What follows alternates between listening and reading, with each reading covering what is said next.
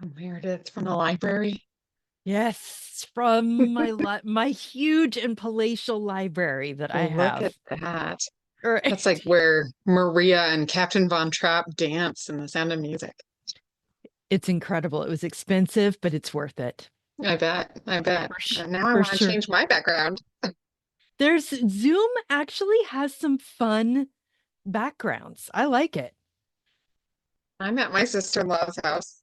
This is her guest room, which is not a guest room. So they may come back about halfway through. They'll just all walk by this open doorway over here, Oh, which is great. okay. All right. All Let's right. Well, see. Can I change a background? it looks We like have we 23 have people.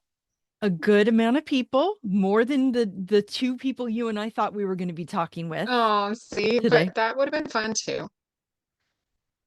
That's right. So, because we have fewer people, we wanted to kind of make this more like just a full discussion rather than it just being Katie and I talk and you guys listen to what we have to say and then weigh in. So, do me a favor, take yourself off of mute and tell us where you guys are. Where are you calling in from? Wilmington, Delaware. Delaware. Okay, awesome. I love it. I'm going to switch my gallery so I can see all of you guys at the same time. That will be helpful. Let's see. So who was it who was from Delaware? Who just said that? Tracy. Tracy. All right, Debbie, where are you from? I'm from Abington, Pennsylvania, which is just north of Philadelphia. Okay. All right. Super Bowl winners. You're loving green. Woohoo! Right. It's unbelievable. We still don't believe it. That was a great game, though. I loved it. I loved it. All right, Laura Parsons, what about you? Kennebunkport, Maine. Okay. Are you guys very cold today? Cold and very snowy winter. Oh, okay. All right. I love Are you Maine, and I wearing would love to. fingerless gloves? Yes, Yeah. I am. I love it. So good. All right, Tracy Ward, what about you?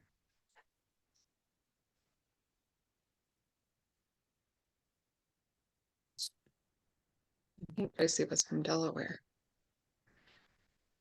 Nope, we got two Tracys. Yeah, I'm what from about the other Brighton, Tracy? Michigan. Oh, Brighton, Michigan. got it. Tracy Yeah, with got no it. last name. It's from Michigan. No last name. Yeah, just north of Ann Arbor. All right. Okay. Lots in the north here. All right, Athena.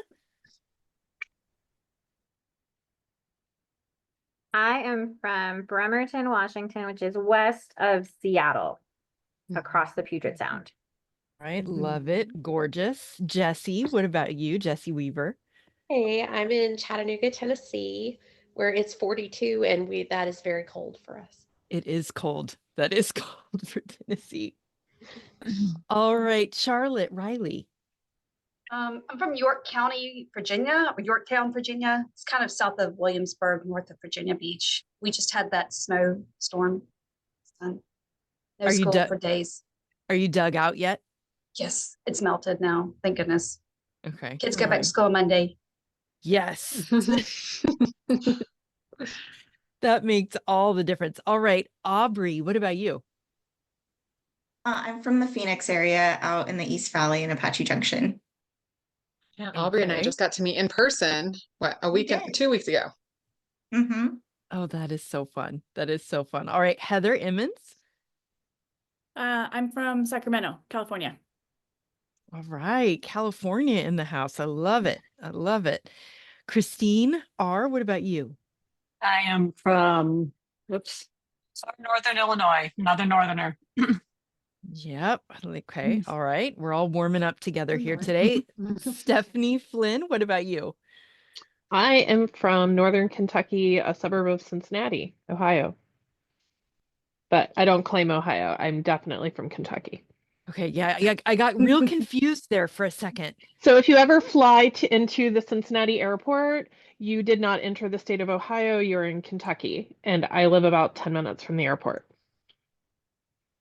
I did not know that. That is new. So our airport code is CVG, which stands for Covington, which is Kentucky. That's why it's not CIN for Cincinnati. So yes, we're Kentucky. Right. See, learning new stuff all the time Us here. learning things. All right. Special. Amy, is it Amy? Is it Amy Steiner? That's how I say it in my head. Yes, it's Amy Steiner. Okay. All right. I want to be Yes. sure. I want to Yeah, no problem. Where are Yeah. you from? I'm in Lafayette, Indiana. Okay, more in the north here. Amanda, what about you? I'm also near Philadelphia from one of the suburbs. Okay. And Alexis Jean? I live in Salem, Oregon, which is about an hour south of Portland. Okay. Yep. Yep. And is it Johnny or Joni P? It is Johnny. Johnny, So okay. Great. Thank you for getting it right on the first guess. I am representing the Midwest in a small town from Eastern Iowa. Okay, yeah, you are. Is it snowy there? We have snow on the ground, but not a lot, but it's been very, very cold. Very Okay. cold. Okay. And Sarah Brandt. Maryland.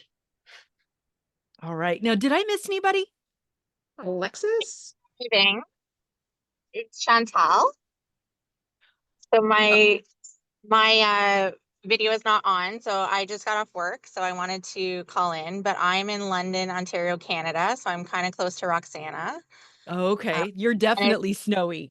It is very cold and very snowy here. Yes. I always laugh at Roxana. She leaves me a voice memo every day when she goes on a walk, and she walks every day no matter what, even when she's literally having to climb through like 4 feet of snow. Yes, that is what we were doing right now. So yeah. It is the craziest thing. All right. Well, we are so glad that all of you guys are here. Of the, I think like 150 people initially said that they were really interested in talking about Wicked. Yep. And was a big we number. are, yeah, we are the 24 people who lasted through the end, or who Stepped it out. who made it to the other side of this. So I am very, very interested in finding out what all of y'all thought about the book for sure, because I had a lot of thoughts reading it through this time. I mentioned that, or maybe I didn't mention, I read this many years ago. I was working in downtown Berkeley at the time, so it probably was like 2004-ish. I listened to it the first time around and I liked it. It was my first experience with a book that would at all be considered a fairy tale retelling, other than Robin McKinley's Beauty, which was a book that I had really fallen in love with. So to find out that there was maybe more than one book that was a fairy tale retelling, and of course, since that has become a genre that I really love. Katie, for you, how many times have you read this? What's your reading history with it? This is my second time reading it. I read it the first time probably right around that time, like 2004, 2006. I don't think I was married yet. I was working at the University of Arizona, and I did not like it the first time. So I was Okay. not excited to pick it up again.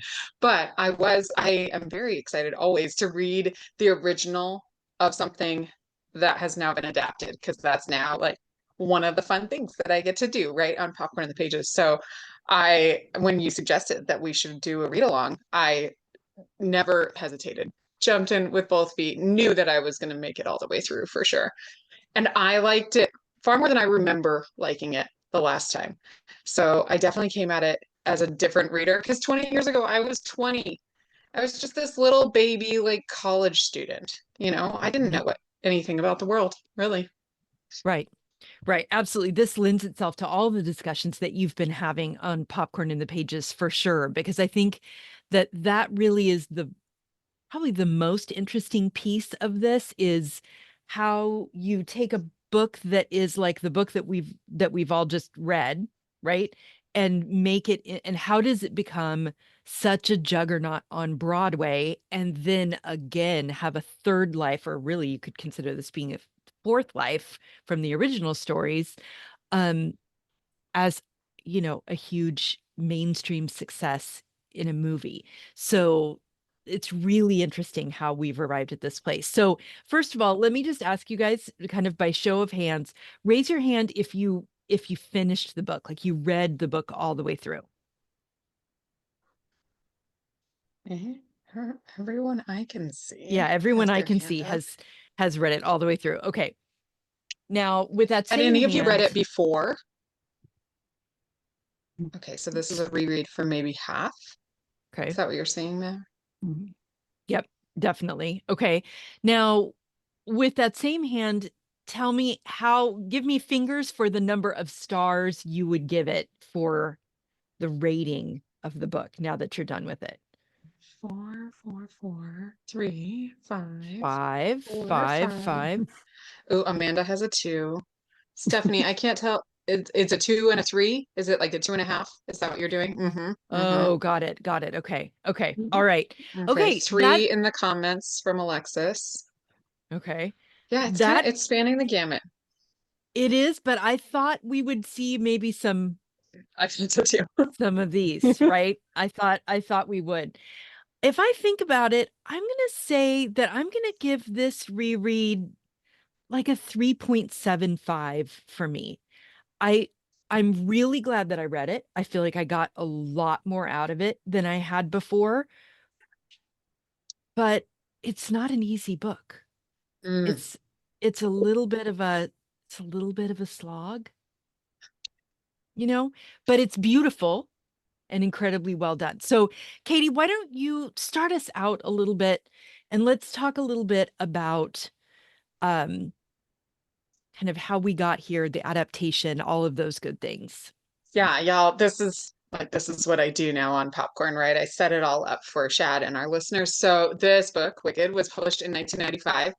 It's now part of a series of 4, which includes Wicked, Son of a Witch, Lion Among Men, and Out of Oz, which were published years later, 2005, 2008, 2011. Mostly it was received positively by everyone on release, but the New York Times said that it had too much moral relativism and strident politics. And of course, recently in 2024, Katy School District in Texas banned it because it is adopting, supporting, or promoting gender fluidity. Polarizing, right? Every book that's polarizing gets banned at some point. It currently has a 3.56 on Goodreads. Not great, right? Over 650,000 ratings. A new book from Gregory Maguire just released this year, which is called Elfie Dives into Her Childhood. It's estimated online he's worth 12 million. The musical was adapted in 2003. By that time, Maguire was estimating that 500,000 copies of the book had been sold. So that's 8 years later, 500,000 copies. It was good. It wasn't multi-millions, right? It wasn't like a smash hit like some of the other really big books that we see. That first year, the musical was nominated for 10 Tonys, won 3 of them. It is the 3rd longest running Broadway show in history now. It broke box office records at the time and has broken its own record many times over for highest weekly gross. It's estimated that it's taken over 1.7 billion with a B dollars throughout its 20-year run. And as of this week, for the film version, Wicked has taken in nearly 730 million at the box office, with a budget for part 1 at 145 million, so blown that out of the water. It is being lauded with so many awards that it could take me 15 minutes just to name them all, but Golden Globes, Critics' Choice, SAG-AFTRA, and nominations for 10 Oscars, which of course we haven't had the Oscars yet, but it swept a lot of categories for the Oscars as well. So that's kind of our background, our like foundation for where we're at with this book and how it became the thing that we're all obsessed with now. Maybe not all of us. I'm obsessed. How many times have y'all seen the movie? Anyone? Just once. 0, 3, 4, 0. Okay, Christine, is that a 3 or a 0? Nope, it's a 0. Oh, it's a 0. Okay, 1 for Joni, 2 for Debbie, yeah, 0 Jesse's for with Laura, 3. 1. Okay, I win. Twice in the comments. Meredith, did you see it just the once in the theaters? I've seen it just once, but loved it. Devin and I went and saw it. We absolutely loved it.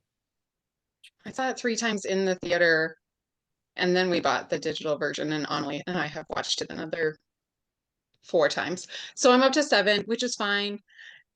It's my personality. It's fine. So, okay, so then That's a big question that I think we have to start with. A lot of there was a huge resurgence in sales. We know industry wide when the movie came out, there was a resurgence in sales of the book. And we know from Elizabeth Barnhill that just our little group ended up buying a ton of copies of the special edition that came out. But then a lot of people were like, okay, but wait, this is not what I was expecting. The book is so different from the movie and from the Broadway show. And I think the biggest single surprise to me that I just hadn't remembered at all was how little Glinda is in the book. Right? Like that's the entirety of the movie is their relationship. Yeah. It's not very much in the book at all, which I thought was really, really interesting. The other thing is that if Gregory Maguire is estimated to be worth at $12 million and the movie and the show have made billions, then it sounds to me like I would bet he sold the rights off to this pretty early on. And that was kind of the end of how he benefited from all of this. Like he has no back end. Yeah, I wouldn't think so. I didn't see him listed as like an executive producer or that kind of like, well, I'm getting my take from all of these things, including for the Broadway show. Right? It was adapted by Stephen Schwartz. Fun fact is that Stephen Schwartz and Winnie, who did the book, so Stephen Schwartz did the song, Winnie something else did the book. They both make cameos in the film version. Oh, look, somebody in the comments has seen the movie 5 times, but I don't feel quite. The movie or the musical? Oh, yeah. She says the musical. Stephanie has seen the musical 5 times. I've seen the musical 3 times, and I'm going in 2 weeks because it's going to be in Phoenix. So Katie, what is it that has what's the piece of Wicked that has made it your personality? Like, what is it that draws you into it? I am a musical theater girl. I know Jesse Weaver is going to agree with me on this. I love it when the songs just roll through my head and we've talked about this on the show, Meredith, that I'm not a very visual reader. So I like seeing adaptations. I like seeing people's casting boards and mood boards for what they felt and imagined when they were watching or when they were reading a book, because I don't have it playing like a movie in my head. And so getting to see somebody else's vision come to life is very exciting for me. I love Les Miserables. I thought the book was fine. Like turning something that is fine as a book into a musical is a great experience for me.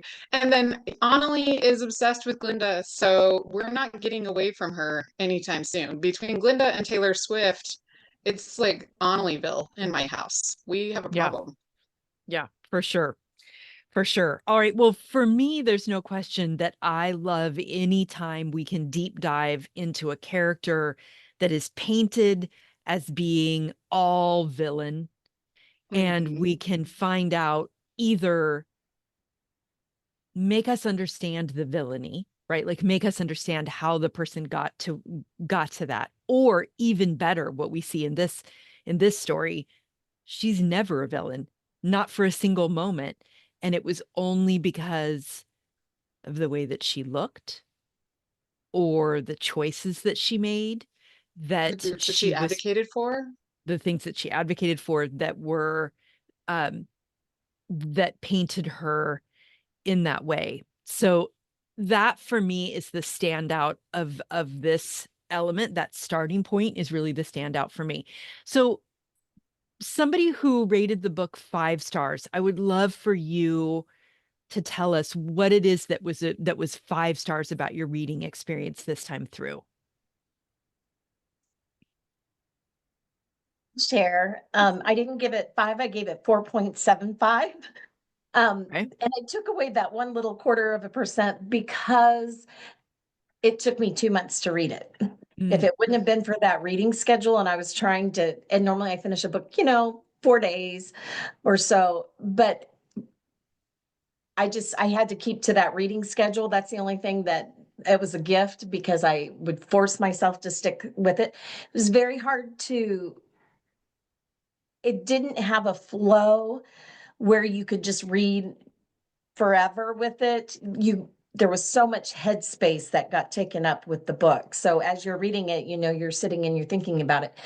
But I felt like the writing was perfection. I felt like each line, at the sentence level, it was very beautiful and it was thought provoking. And I thought I could see where people who choose to ban books would choose this book to ban because I felt like there was commentary on everything. Everything from animal rights to immigration to sexual identity to nationalism to you name it. I felt like it was all there. And I remember reading the book at one point in time and I went, these people are these people of our today time. I just felt like it was so impactful by the end. And the only thing that she wanted was forgiveness and to have that release and the impact. I felt it. I felt the weight of her guilt and her just needing that and Dorothy coming along and getting it so easily and being forgiven so easily and where everything was so hard for her, for Glenda, and then for Dorothy, it was so easy. And so I don't know.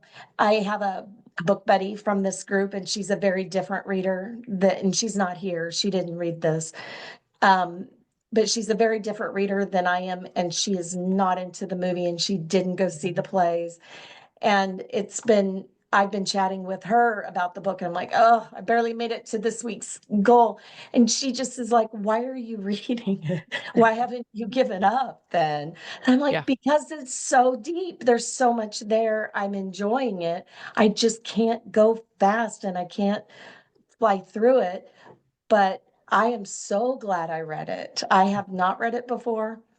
I had cancer 11 years ago and breast cancer. And 10 years ago, as soon as I had finished with my treatments and my hair, I was bald still and the whole bit. My kids were middle school age. I took them, my husband couldn't get off work, so I took them by myself and we drove out and we went to New York City and we went and saw it. And at the end, my kids, I tried to get them to listen to the music on the way out and they wouldn't. We sat there at so we were excited. They were, the theater, because it's beautiful if you get to see it in New York, the entire theater.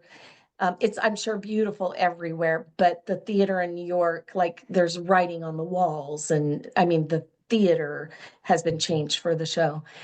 And we took a picture before, no, I don't think it was before. Anyway, at intermission, at the first intermission, after she gets through singing the big piece, my little middle schoolers, when the lights went up, were crying and I was crying. And my oldest of the two has told me nothing has impacted her like that movie has or the show did because of how it was the timing, everything that came to that being, mommy was going to be okay. We were all in New York together, enjoying this fabulous experience. And so when this Thanksgiving, we were all together and we wouldn't let any partners go. We three went to the movies to go see it together and we recreated the pictures that we had taken, like where we were all sitting. We recreated the pictures from 10 years ago seeing the musical. So that alone, and The Wizard of Oz, I'm old enough that The Wizard of Oz has a very special place in my heart. And Finding Dorothy was one of my favorite books from last year. And so this all just has really strong feelings and emotions for me. And that's not the book, but that surrounds the book. And so it gives the book extra power, I think, because it just means more. So I don't know if people don't have that experience. I can't help but wonder if little bit of the power of this book, but for me, I would have said a 5, except for that I struggled so. And so it's kind of hard to give it a 5 when you can't, when you have, but it just was, every time I would read a line, it just would make me stop and think. And so I think the writing sentence level was just so powerful. And then the comparison to the world. There's not a topic I think out there in the world that you can't find in this book. So Right. that's why for me. Absolutely. Well, and I'm so grateful for your recovery. I'm so glad that you shared that too. And I think that I think you really nailed it. It really is a book I found this time. It's a book that it was hard to find that flow. It is not what I would describe as a page turner. It's real. I did find it to be really, really great as a slow but steady, because kind of the chapters were about the right length for me, especially in that first, like the whole first maybe third of the book. And and like you said, just that chunk each day, like I wanted to read that chunk, but that was just enough, so I do think it's a really good slow but steady. And I'm glad that when you read it, the book itself didn't, it only enhanced those other things for you, as opposed to it maybe being like, oh, the book was kind of a letdown based on those other things. Jesse Weaver says, I just started the day after Oz, because I had that as it had come up from the library. So I just started that one. So I thought, oh, this is perfect. Perfect. You'll keep going with it. Well, Jesse says, I'm still baffled that I made it through this whole book when I was 15. Yes, I am too, from her. I totally agree that it is really, really interesting that kids, are able to make their way through it. And there is, and also there's this time around, as I was reading it, I was like, oh, I had forgotten some of the sexual About the stuff. sex club? Yeah. What about the sex club with the Y'all, threesome with the tiger? I read What? this when I was 15 and I gave it to my daughter's best friend like last year when she was a freshman in high school. And then I read it now and I was like, oh, maybe I shouldn't have done that. I was Oh like, my this goodness. is not the Ozdust, folks. Like, we are not at the Ozdust right now with the gnome, with the chains, what is happening? Yeah, So I'd like to tag on to what Jesse was saying about reading at 15 and what this reminded me of. When I was 15, 16, for some reason, I had it in my mind for an English project, I was going to watch A Clockwork Orange. Oh. Right. I can't believe my mom let me. It was wild. But this book, the first time I tried to read it was about 10 years ago, like Barb was mentioning her experience. It was about 10 years ago, and I kept thinking Clockwork Orange. I can't do it. I can't. I had to shut the book, and I wouldn't pick it up again. I've seen the plays, the movies, and then when this came along, I was like, okay, I'll try it again. But seriously, at 15, I would not have been able to make it through this, especially on the heels of Clockwork Orange. So yeah, watch what your kids are reading sometimes. Right. Watching. It Right. was something. Right, exactly. All right, well, so somebody who had a 3-star or lower rating of the book, I'd love to hear from you and what your experience is with the book.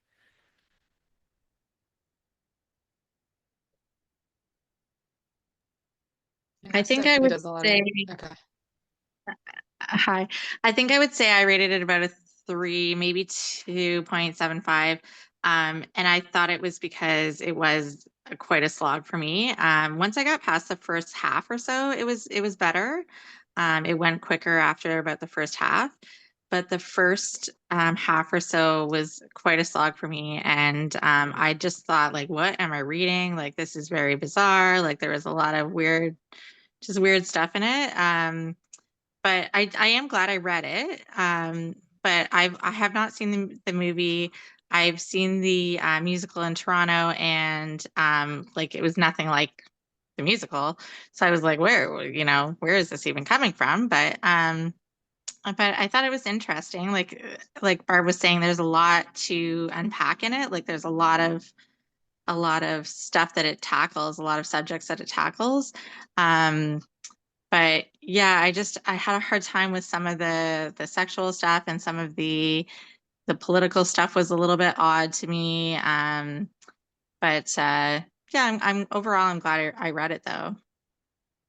Yeah, it definitely is. It is a slog. And for all that, like, I was trying to think, like, it's a lot of book, but I don't feel like a lot happens.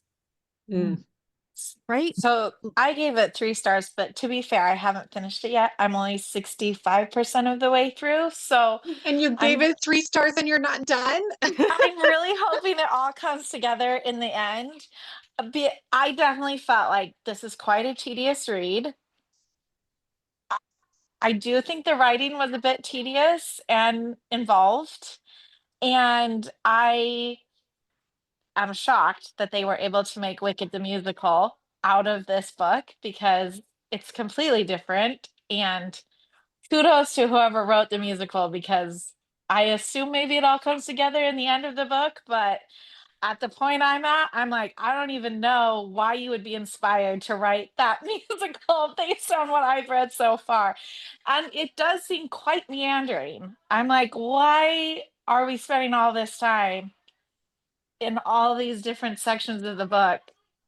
I don't know. So that's my opinion on it so far. Yeah. Not to yak anyone's yum. Right. No, I mean, my theory is that it's really the music that's been the difference maker, right? Like the music from Wicked is, of course, both in the musical and in the movie, and is really the emotional touch point of the entire thing. I mean, there's some amazing, I mean, I don't even like music, and there's like some amazing songs that do story, like they advance the story while also being incredibly clever and really beautiful. And, so that the music is absolutely incredible. One of the things that I did want to talk a little bit about, because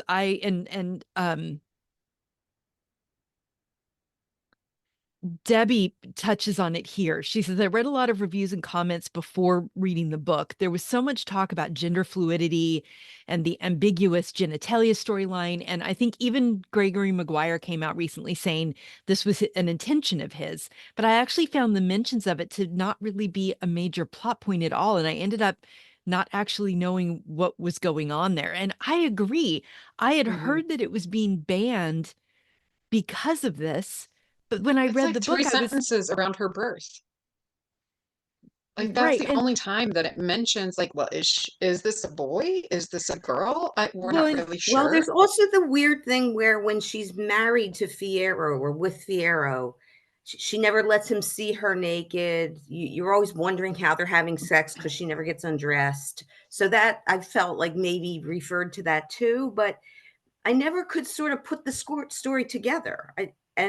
I thought it was a much ado about nothing kind of in the end, because there wasn't really that much of it. To me, I thought that the gender aspect was another example of how she is from 2 worlds. She is both human and Aussian. Yeah. So she has all of these strange traits that make her not. Yeah, I didn't get that part. I don't know. But there's all these things that make her not a part of any one group. Right. Yeah, I right. like that. She's of the aristocracy, but then she also isn't. Like she's very much not of the aristocracy. Yeah, that's a really, really good point. I mean, for me, when I went back after reading the whole thing and went back to the very beginning, the prologue, in fact, and it's in that first prologue where it's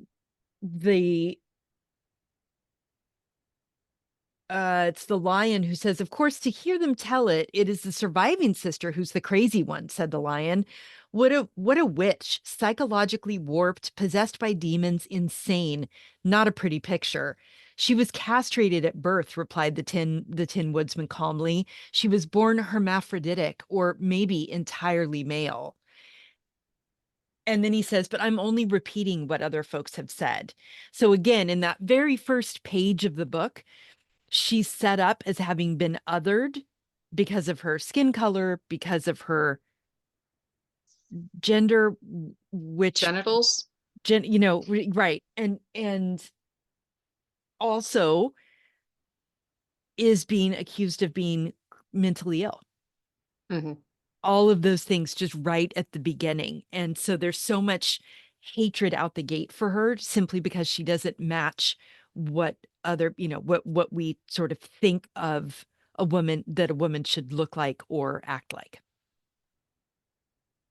Definitely. I wanted to kind of circle back to something Barb said, something that, let's see, Aaron Moomy said, talking about the original story, because Meredith, you brought this up at the beginning, that this is kind of a fairy tale retelling from The Wizard of Oz by L. Frank Baum, which is where Elphaba's name comes from, as we all know right now, right? Because L. Frank Baum, he was trying to figure out how to pay tribute through this book. And like Barb, my mom grew up in the town where Judy Garland was born.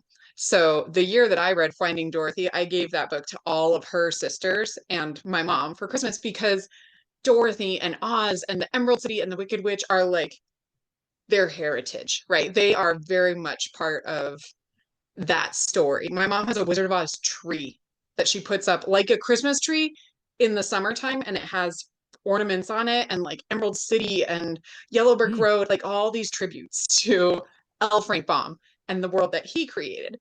So Wicked, pulling back from that storyline and him giving us this new perspective, and maybe she's not wicked, and Margaret Hamilton's portrayal of the Wicked Witch is what he said really inspired. It's not that he was inspired by L. Frank Baum's original works, it's that he was inspired by Margaret Hamilton, who played the Wicked Witch of the West in the film adaptation of it.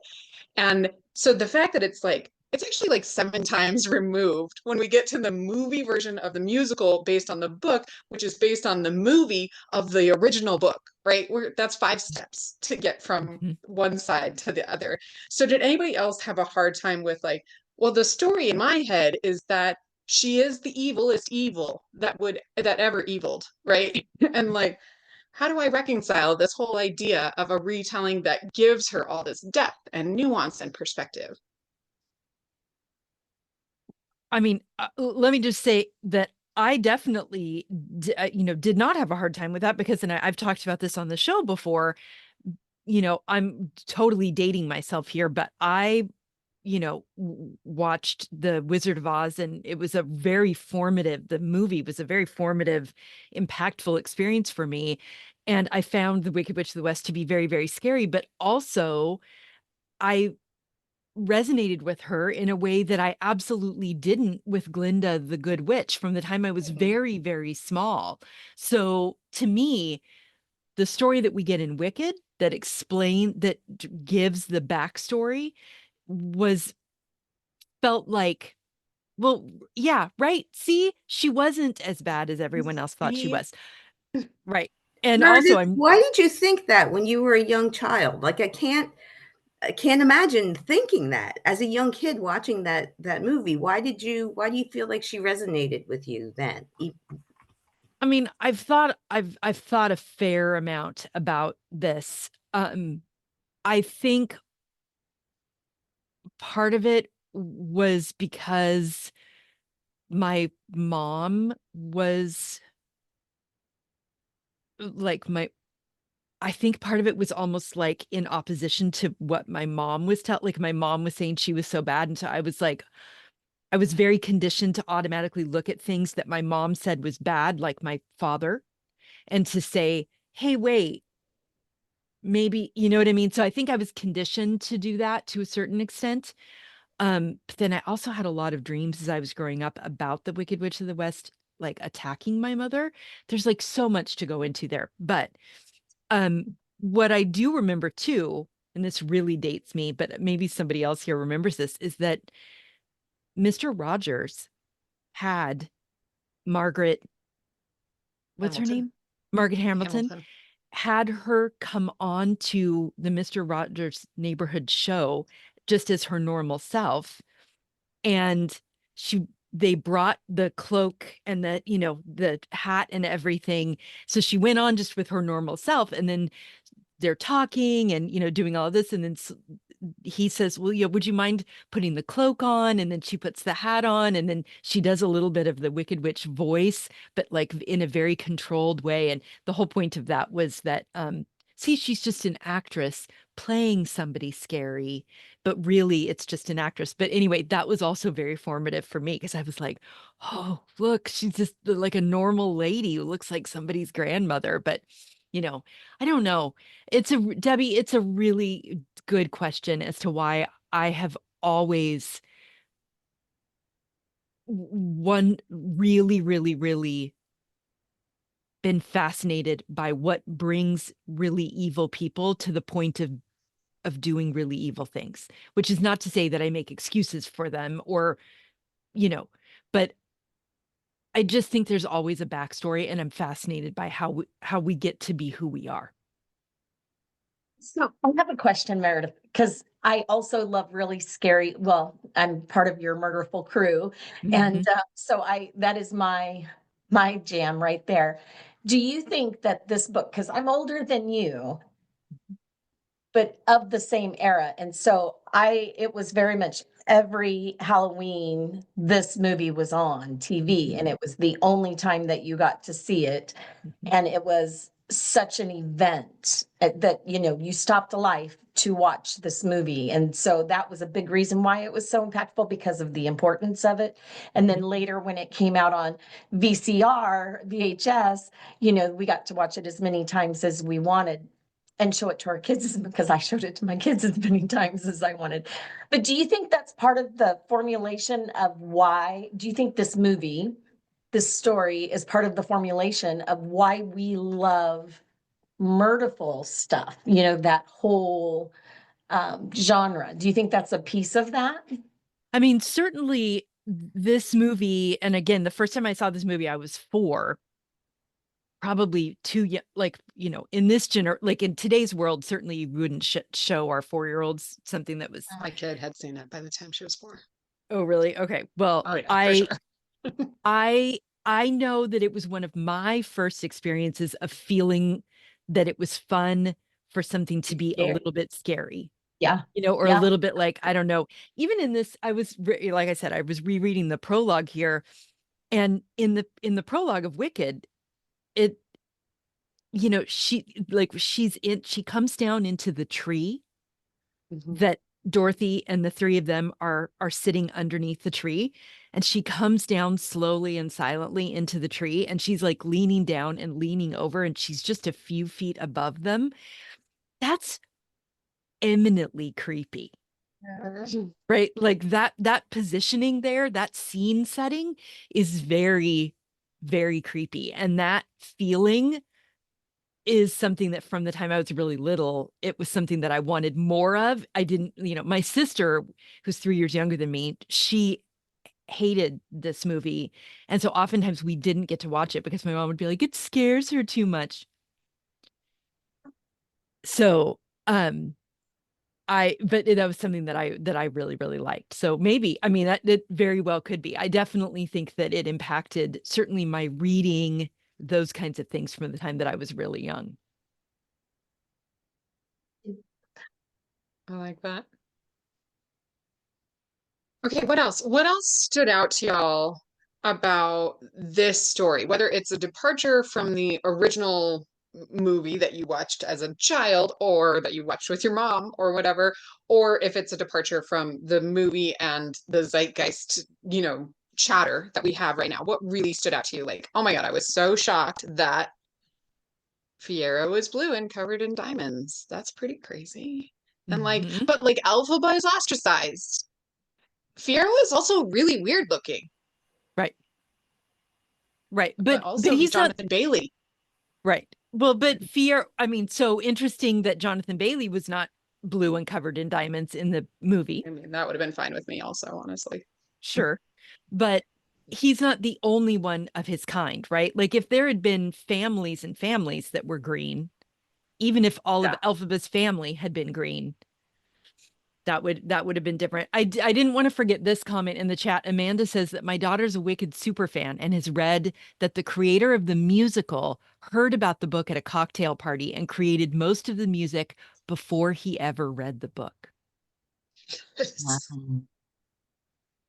One of the things that I loved about reading the book now, the first time I read it, I was probably like 26. It was like 2005 or something. And I was not familiar with the musical. But reading it this time, what stood out to me were certain lines that I felt, and it's interesting that you say that, Meredith, because I felt like there were certain lines that were picked straight from the text.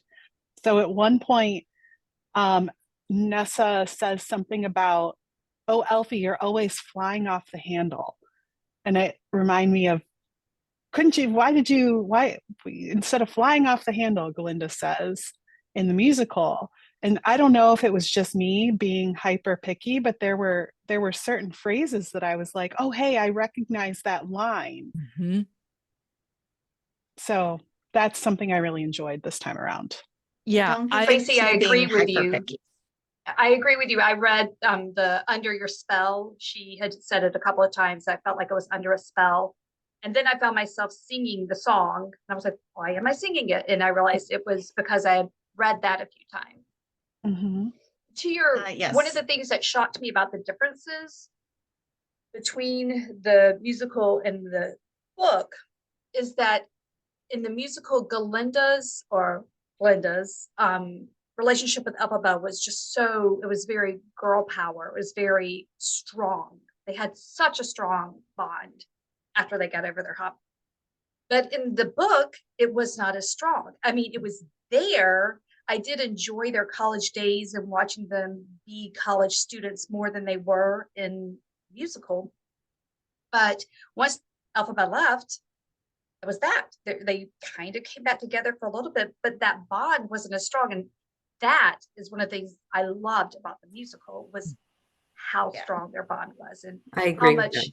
it was like. It's like a dishwater version, right? Like it's like weak tea because they don't hate each other as much and they also don't like each other as much. Right. So that big shift doesn't feel like a big shift. Right. I felt like that. I mean, they were two separate stories, right? I had to tell myself we're reading a book, watching a musical, two separate stories kind of overlap. I love picking out, like Tracy had mentioned, parts of the book that were definitely in the musical. But otherwise, I felt like two totally different stories.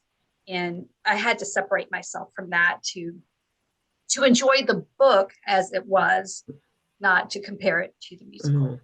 But I was sad about that girl power, the girl bonding that was so powerful in the musical. I mean, that's why, Barb, you were probably crying at the end. You know, all of that, the girl power, and it was not there. All three of my girls were. All three of my girls were. Myself and my two girls. We were all crying once again. Yeah. I felt that when I saw the musical, it really redeemed Elphaba in my mind, right? I felt like I understood her. I knew why she was the way she was, and that she wasn't such a bad person. When I read the book, even though I understood it, I wasn't rooting for her as much somehow. Her personality in the book didn't really, she remained extremely prickly and not really likable. Mm-hmm. And so I ended the book not feeling quite as charitable towards her, because I didn't like that character as much. I think they, Disneyed her up for the musical. And I wasn't prepared for that not to have happened in the book. It is very, I mean, Gregory Maguire writes her as such a complicated, and you're right, not very likable. I mean, I kept just making notes upon notes about like, she can't even bring herself to be her son's mother. Right? Like that seems like the most natural instinct in the world. And she even holds him at a remove. And I think that even and so she's so focused on revenge or getting back what is hers at the, at the end. But at the same time, she's also very focused on this theme of forgiveness, both in receiving it for herself and then also in her, I mean, there's so much in this book that is about daddy issues, right? Like some of the hardest to read portions of the book were about her and how her father just never, but she didn't know, her adopted father, I mean, she's completely not accepted by either one of her fathers. She's really not even accepted by her own mother. She really only has nanny throughout her life. And even then, that's kind of tepid at best, or that's a transactional And she's playing relationship at second best. fiddle to Nessa Rose, right? Like Nanny only shows up because Nessa Rose no longer needs her because she has the shoes that can make her walk.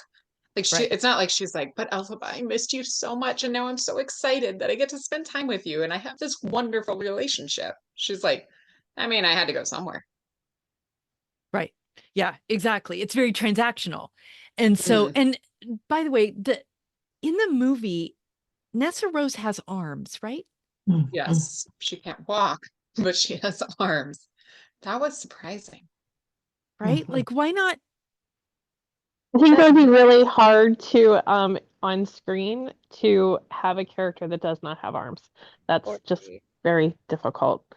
Just easier. That's always And my that's true of the stage production too. Yeah.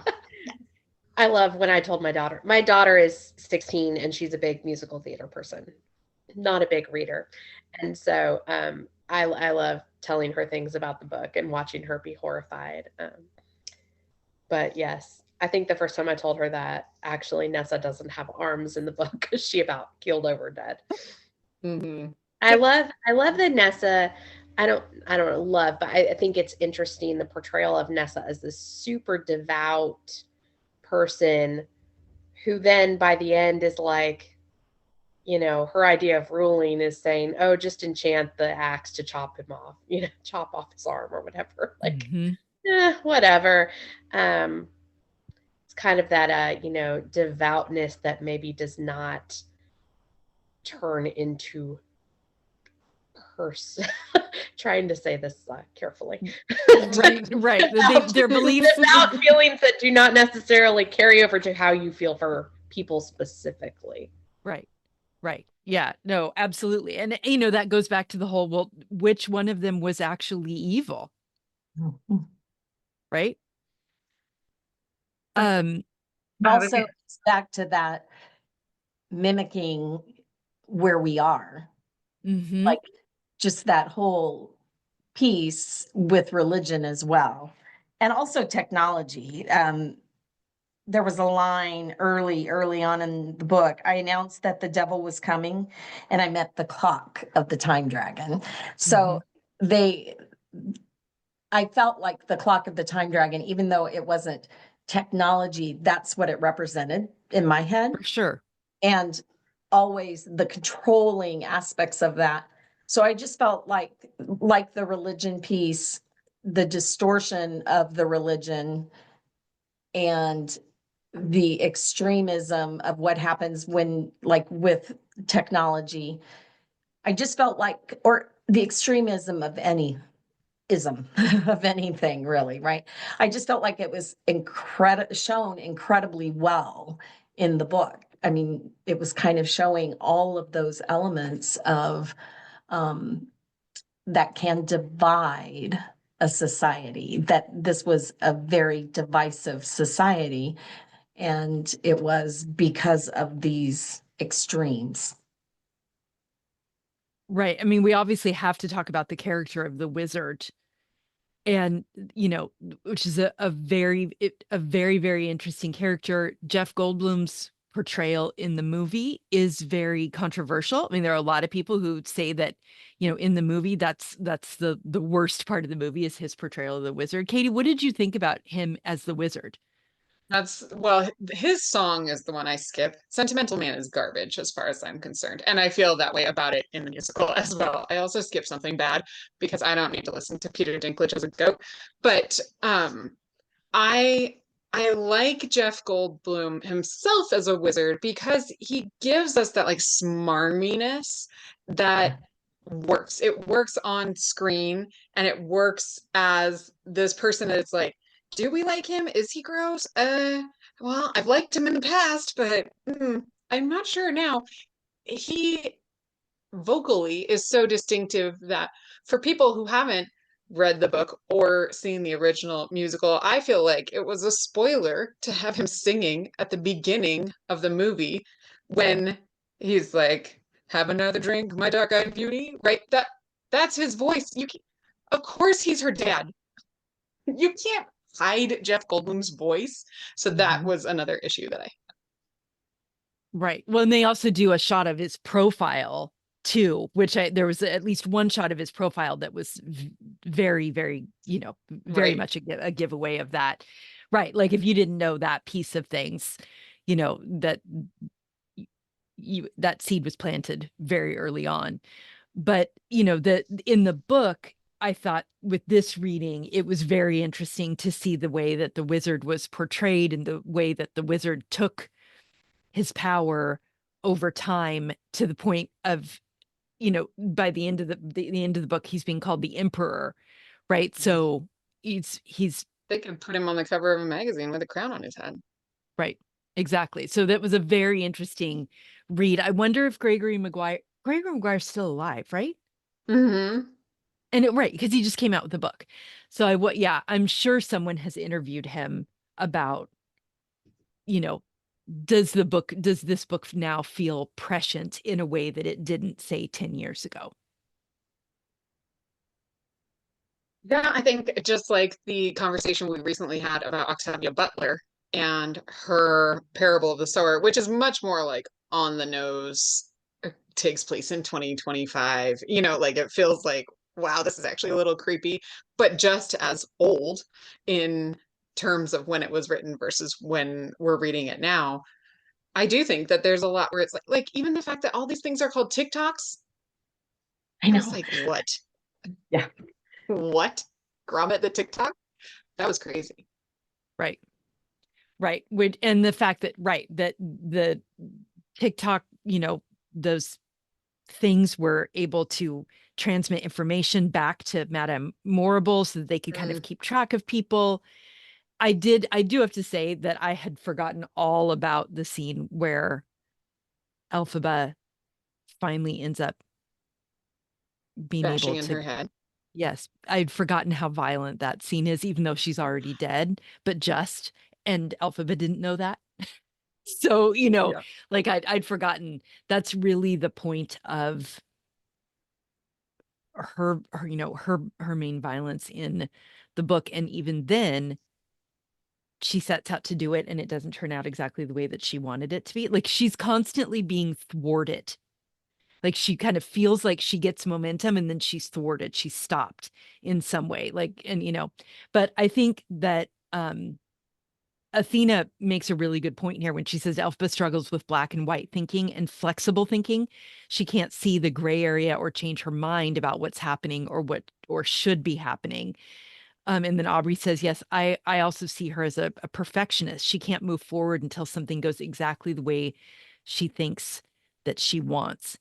And you wonder if that's another reason that this character has always spoken to me in some way. Because even when you look back at the movie, the Wicked Witch of the West in Kansas is very much this rule follower, and she's mad at Dorothy because Dorothy's let her dog go places that she shouldn't. And no one's mad at Dorothy. Everyone's mad at the spinster, what's her name? Mrs. Grouch? Gouch? Gulch. Gulch. Yeah. Right. And so I think that that's part of it too, that I was like, but wait, Dorothy was the one whose dog was like, I always thought Toto was really annoying. And so that is, that I think that may be part of it, but you're right. She can't move forward with anything. She does get very stuck in these issues of right and wrong, and she has a hard time moving forward flexibly as circumstances change or as she gets more information. So this is something that I do a lot with. So I am a special education teacher by trade in education. And I work specifically with students who are struggling with a lot of social skills specifically. And so it's actually some of the stuff I'm working on now is like the flexible thinking, right? And that black and white thinking. And so I've been doing a lot of reading about it. And when I was reading this, and I was like, that's alphabet, right? Because that point of like, she goes to Sarima and Sarima won't let her say anything. So she's stuck. She can't move past it, right? She never moves past her sense of justice either about the animals, right? And when she goes to see Nessa Rose and she's trying to save the cow and the sheep, and she's like, so in her head, like, wouldn't you want to go, fight for your freedom? And the cow's like, there's nothing I'm going to do that's going to change this. Like, your thinking is, of course, I'm just going to go out and be free now, but that's not how it's going to happen. But she can't get past that, right? And then she can't get past what she thinks about Madame Morrible and the adepts. And, because at the end when she's talking to like Dorothy, like, oh, you're it, right? You're out here to get me. Like, she can't change what she thinks should be happening. She's got this high sense of justice about it. And so it's such a struggle. And I see that a lot with, this is not as a diagnosis, I see that a lot with students who are autistic, right? That idea of like, I can't change what I'm thinking. And I don't know how, because they don't know how to deal with that very well. So like I said, not as a diagnosis of alphabet, but like I see that idea in her as well. Yeah, I mean, I agree. I see a lot, even if we go back to her very earliest kind of formative relationships, there's a lot of feeling of shoulds about, like, she knows that her mother should have treated her differently. Her father should have treated her more fairly and more on par with Nessa Rose. Like, and yet these things, when they don't happen, it shuts her down. And or later on where she goes into that order for like 7 years, like she will, if she can't make things the way that they should be, she will just regret, like just go hide. She does this over and over again in the book, where she'll be like, if it can't be the way that it should be, the way that I think it should be, I'm just going to go off somewhere I'm going to cloister myself somehow. Well, and she does that too when Sarima and the rest of the family gets, captured, kidnapped, and taken off, and like while she's gone, and she comes back, but then like she gets so stuck in I have to save them that she stays there. Right. And she does nothing. Yeah, like it was one of those things of like there's this just jump in years because she can't move past it. Like, and so when she does get, see the wizard and like get confronted with, they're all probably dead except for Noor. She doesn't know what to do with that. Yes, I would say too. Yeah, with the alphabet having a lot of trauma, and that is also a big part of that too. I was listening to a podcast this morning. I don't know if anybody listens to Pulling the Thread with Elise Lunan, but she was discussing with a guest, I can't remember his name, the nature of evil, which I thought went so well with this discussion that we're having today. And one of the things that he said is that isolation is an integral part of the experience of evil. And I was thinking about that in terms of Elphaba and how she becomes, as the book goes on, more and more isolated and more associated with evil. Whether she's evil or not, that's questionable. But as she separates herself from everyone who she could possibly love, she becomes more of the mythical terror that everybody thinks that she is. And she starts identifying with it more and more, right? Because when it's oh, well, I guess you could call me the Wicked Witch of the West. Oh yeah, I guess if she's the Wicked Witch of the East, I'm the Wicked Witch of like the West, I guess, like she just, okay, well, yeah, that's fine. I'm just going to cope. I'm going to go with it. Right. She's never had a very kind thought of her own self. So whenever it's just at some point, it just becomes easier to be wicked than anything else, to be thought of as being wicked than anything else. To live It's a into very- that identity and that Okay, so adjective that's been used on her. I want to go back to things we were talking earlier about, like how Nessa in the movie versus Nessa in the book and how that changed and like it works better on screen. And it reminds me of one of the things I do know about like the original book, The Wizard of Oz, and the original movie, right? That in the book, the shoes are not red. Right. But they did it for red on the screen because it popped better, because they wanted to show off that they were doing it in color now. And so like that's one of the things in here, and I was like, but the shoes aren't red. Right. There's silver, right? And so, and I thought it was interesting how, I'm glad that you brought that up, because I thought it was really interesting how many places in the book he did find to use rubies, ruby red, ruby mining. Like it was very interesting to watch how he sprinkled that in, but not in the shoes. Yeah. But some of that does also go back to the books too, because he clearly did his homework. And that is, I mean, Ruby's not so much, but all of the color schemes and all of that piece, that's right straight from the books. Yes, absolutely. I also like the fact that he, when he's describing Dorothy in the very beginning and the very end, we get quite a few of these nods. He says something like, let's see, the Tin Woodsman pulled harder than was necessary on a lock of the lion's mane. Everything's dangerous to you, you craven thing. I hear she's a champion of home rule for the so-called Winkies. Whoever she is, she must surely be grieving the death of her sister, said the child, in a somber voice too rich, too sincere for one so young. The witch's skin crawled. But for some reason, that line just, it sounds like exactly how you would describe Judy Garland's voice.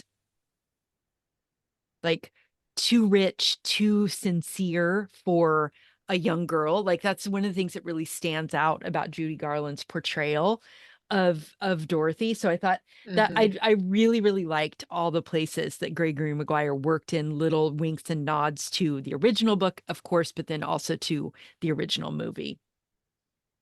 Oh my gosh, Aubrey just brought up the elephant princess.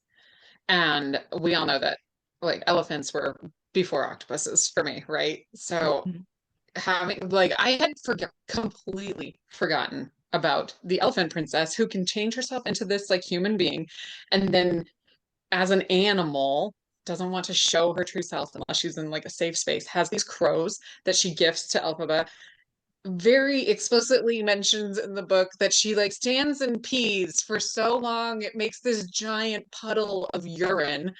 I was like, how did I forget all of this? I realize it's been 20 years since I read it, but I was like, the elephant princess.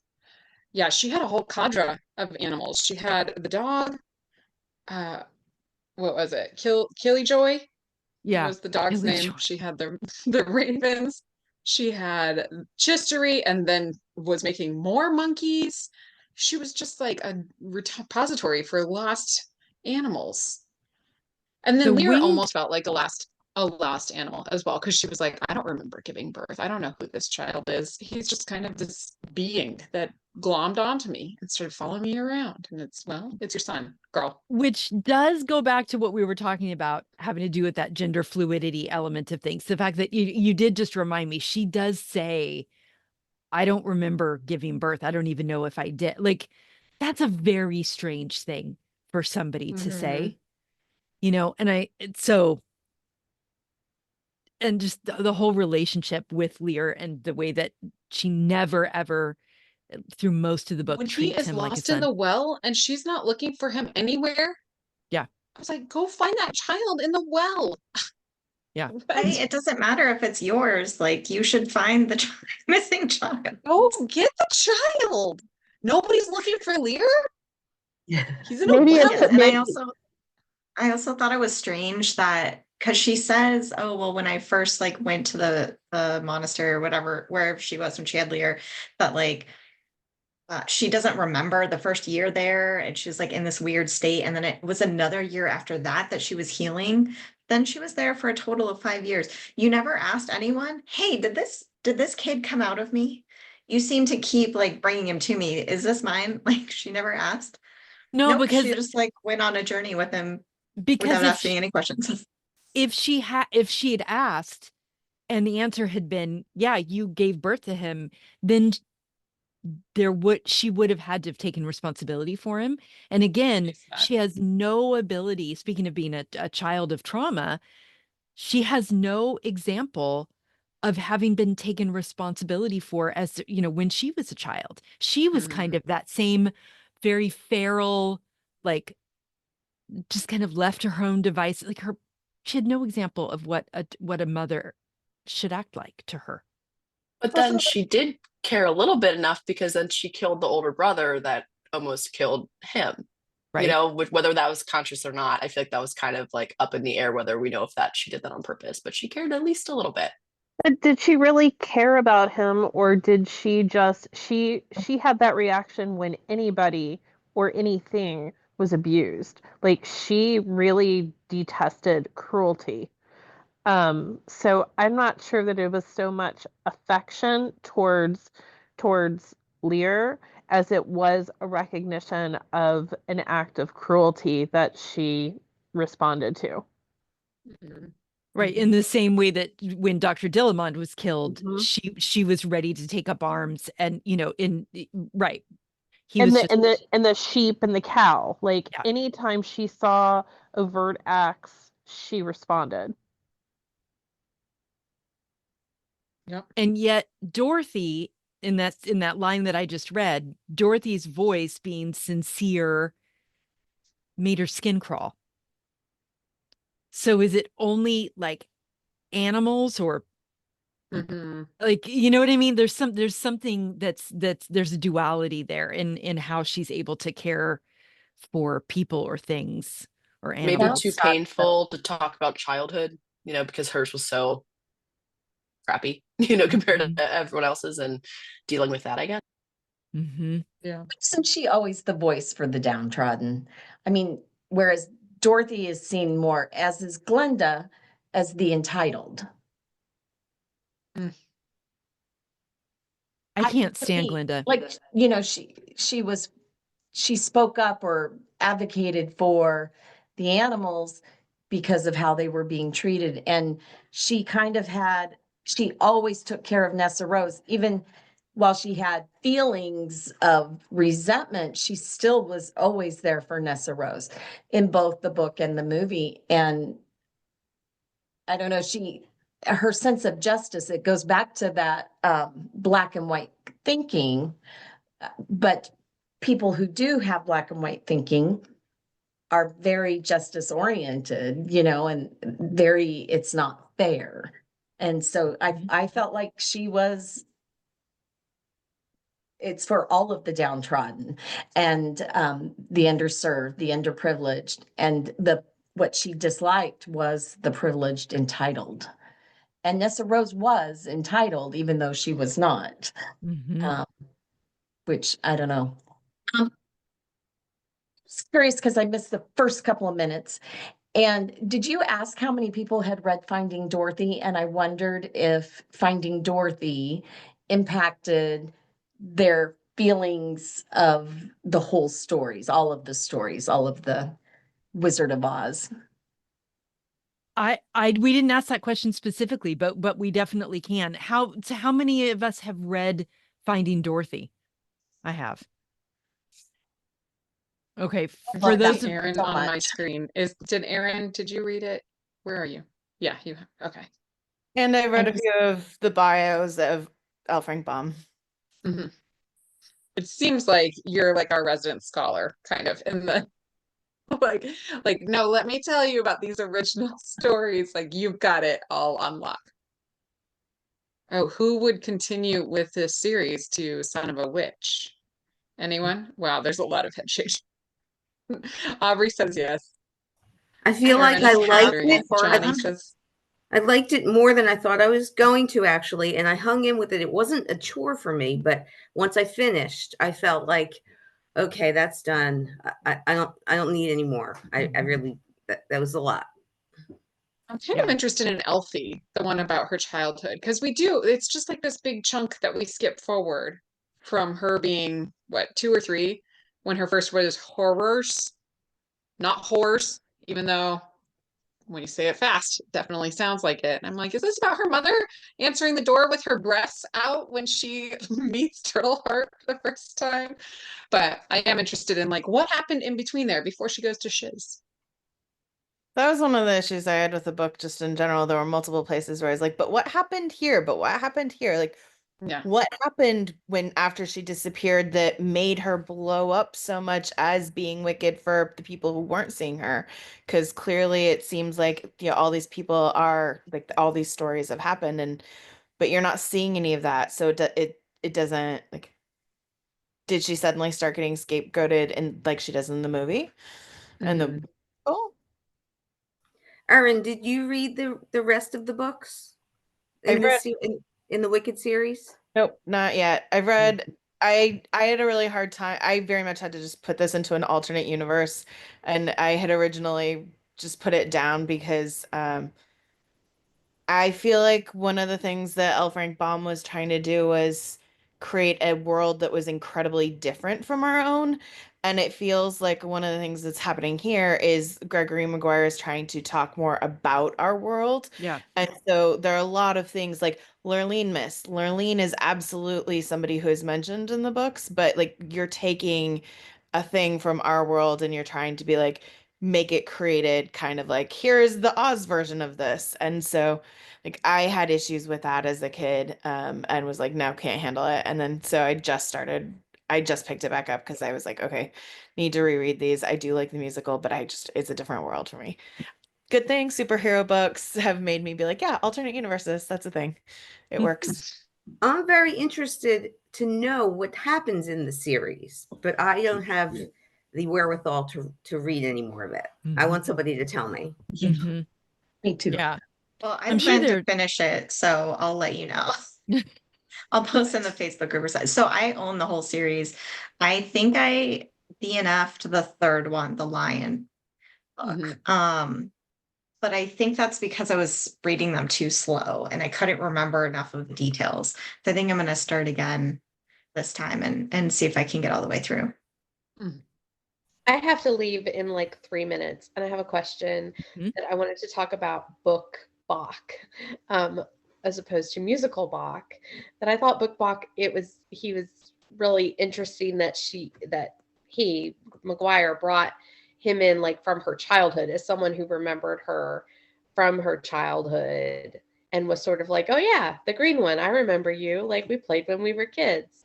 And that was, I don't know, just neat to have someone who sort of represented like accepting her almost right away.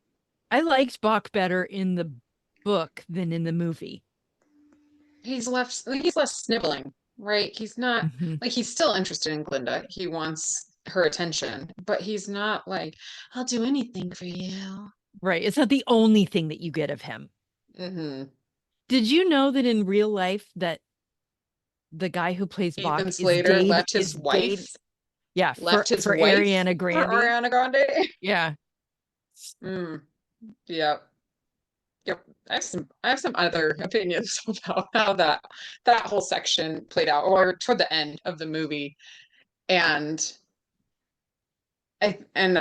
without, sometimes it's hard to not get political, but because it came out in November and there was a lot happening in the United States in November, I felt like it was this very pointed portrayal of, we will do this together as allies, you and me. We will go to the Emerald City. We will talk to the wizard. We will advocate for the animals. And then the person who is perfect and popular says, why can't you just be happy with what we have? This should be good enough. Why can't you stop flying off the handle about everything? Why can't you stay in your lane? And Alphabet is like, no, why are you cowering to power like you always do? And that is all storyline from the original version of the musical, but it came off far more powerfully for me this time in November than it did when I watched the musical 10 years ago, whenever I first saw that version. So, and that part doesn't really happen in the book, right? And that is such a pivotal piece of that first act of the musical. They go to the wizard. He's revealed as not being who they thought he was, and then it's like, and then we skip forward, and she's been a month, Right, and and then Glinda Glinda has goes risen in home. power. Right, she puts she Glinda marries, on the like- train, and then she goes and becomes a Mont, and then skip forward 7 years. And she's Saint Glinda, and like, or yeah, she's Glinda at that point. But it's like, what? In the book, so it's also a little bit more like the frog being put into boil and the heat's kind of getting slowly turned up, whereas in the musical, it's more of a, wait, what? He's this, like, he is actually evil, and so Actually it's also terrible. a whole lot more of a slap in the face, whereas and it's this big reveal, whereas in the movie or in the book, it's they know that this is happening. I think also the musical is trying to make a different point, right? The musical is trying to say we should be more like Elphaba, right? Like that's the point of view. Whereas the book is just open-ended. It's like, look, I don't know what we should do, right? Because Glinda is not willing to say, hey, these things are wrong. Hey, this is injustice. But she also gets a lot of money and spends all of her time spending all of this money in some sort of charitable actions. We don't really know the details of this. It's sort of unclear whether or not she's actually helping anyone, possibly not. And so but she's constantly active, whereas Elphaba is like, no, this is black and white. Here's right and wrong, and that's the end of it. But she constantly gets stuck and she can't do anything. Yeah. I like it that at the end, we basically don't get Glinda at all for so much of the book. And again, I was just amazed by how Glinda is such a non-character after Shiz. I mean, there's just nothing, except we get her at the very, very end where she is, it's a good. When she's talking about why she gave the shoes to Dorothy when Nessa Rose said that they were supposed to go to Elphaba upon the event of her death. That section? This is after this is on the night that Elphaba dies, air quote. Lady Glinda had a bad night, a night of shakes and regret and pain. She guessed it was the early signs of gout from her rich diet, but she sat up half the night and lit a candle in the window for reasons she couldn't articulate. The moon passed overhead in its path from the Vincus, and she felt its accusatory spotlight and moved back from the tall windows. So that's kind of the last that we get of her, is just a little drive-by. Just a little, here she is, fat and happy and old in her, air quote all those words, in, her rich diet with her wealthy husband. Her wealth and her comfort. And, she doesn't know why. There's still some sort of connection there, just enough to make her uncomfortable. So I thought that was an interesting little drive-by at the end. I can't, and I don't, the Glinda character in the book and in the musical and in the movie, I'd never ever liked the Glinda character. She really grates on me. I find people like that who seem so good to be so untrustworthy. Like I find that to be so untrustworthy. And so even as a little child, Glinda the Good Witch, I was just like, there's something there. She's a mean girl. And in the musical, the movie, she's so terrible. She's just terrible to Elphaba. And yes, they do have that scene where she comes to her aid in the bar and does the awkward dance with her. Fake allyship. It makes me mad.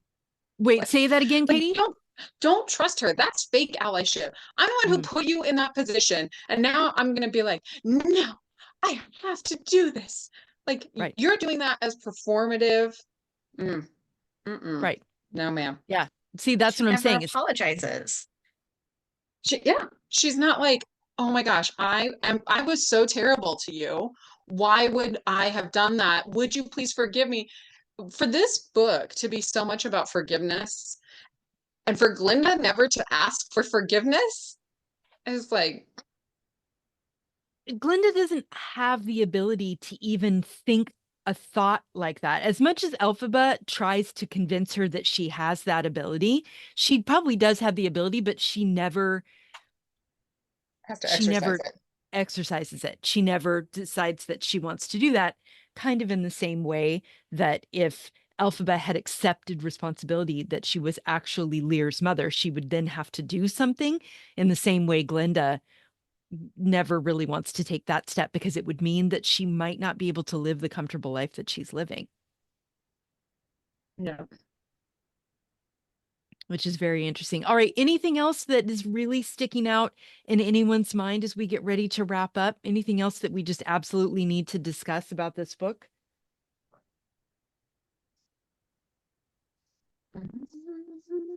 Well, overall, I do want to show you I don't have the special edition, but I have a special edition of my book. I did one of my thesis projects on Wicked in college. I did a show, a dance show based off of both like the book and the musical. So I have my marked up copy that I got signed by the cast when I went to go see it in LA. Oh, wow. So I just wanted to share that with you guys. Oh, that is so cool. And That I is had totally forgotten that I got this signed by the cast, and then this one is Elphaba. Oh, wow. That's so great. They gave her a green pin.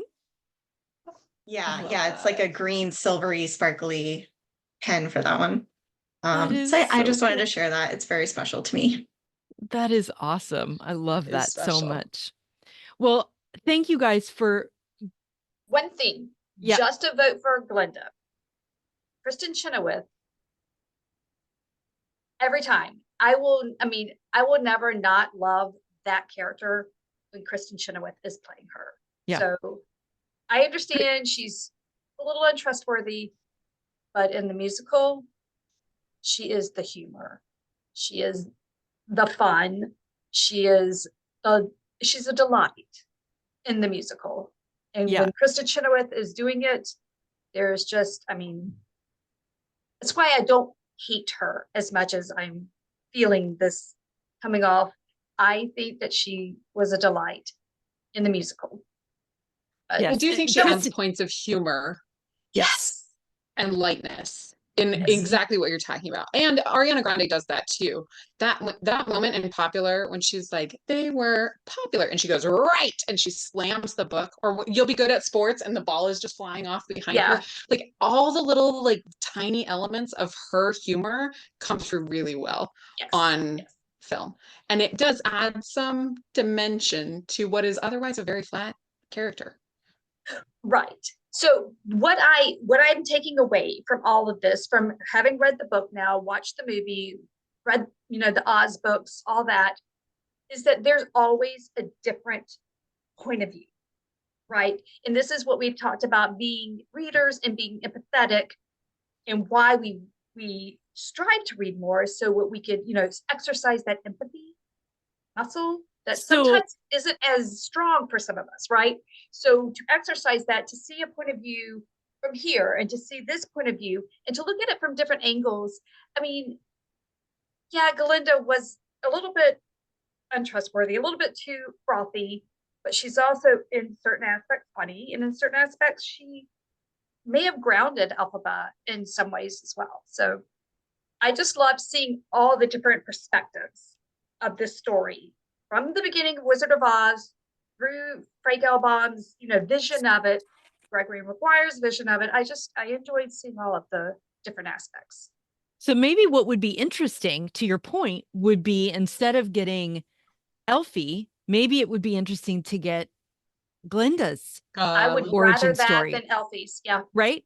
Like, because maybe that would really go a long way to explain why why is she acting the way that she's Right. acting? And so, you know, to exactly your point. I mean, it's a really, really good point.